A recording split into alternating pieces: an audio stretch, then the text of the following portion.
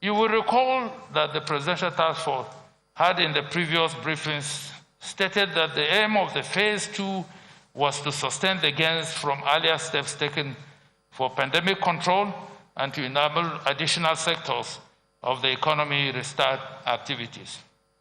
Given the challenges and the visible danger ahead occasioned by skepticism and poor public perception, both leading to lack of compliance, it has come to the inevitable conclusion that the extension of the phase 2 of the eased lockdown will be needed to, 1, consolidate the gains in the areas of the economy that have restarted, 2, ensure better compliance with the health-based response, 3, support the states in enforcing guidelines and protocols, as well as strengthening the local governments, build community-level structures for ownership and effective risk communication, and 4, help to better achieve the balance between saving lives and ensuring the well-being and livelihoods of citizens are protected. I am pleased to inform you that Mr. President has carefully considered the fifth interim report of the PTF and has accordingly approved that, with the exception of some modifications to be expatiated upon later, the phase 2 of the eased lockdown be extended with another 4 weeks with effect from Tuesday, June 30th, 2020 through midnight of Monday, 27th July, 2020. Specifically, however, the following measures shall either remain in place or come into effect.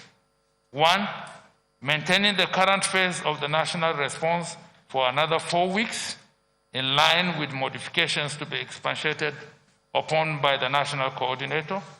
2, permission of movement across state borders only outside coffee hours with effect from 1st July 2020. 3, enforcement of laws around non-pharmaceutical intervention by states, in particular, the use of face masks in public places. 4, safe reopening of schools to allow students, only students in graduating classes, resume in person for preparation for examinations. 5, safe reopening of domestic aviation services as soon as practicable. 6, publication of revised guidelines around the 3 thematic areas of general movement, industry and labor, and community activities. 7, provision of technical support for states to mobilize additional resources for the response. 8, strengthening partnerships with states, local governments, traditional rulers, community and religious leaders, and civil society to ensure increased public awareness and compliance with preventive guidelines. 9, encourage state governments to empower local government authorities to intensify contact tracing efforts and ensure stronger grassroots mobilization to support the response. 10, encourage states and hospitals, authorities to particularly ensure continuity of other health services to prevent fatalities from other life-threatening conditions during the COVID-19 pandemic.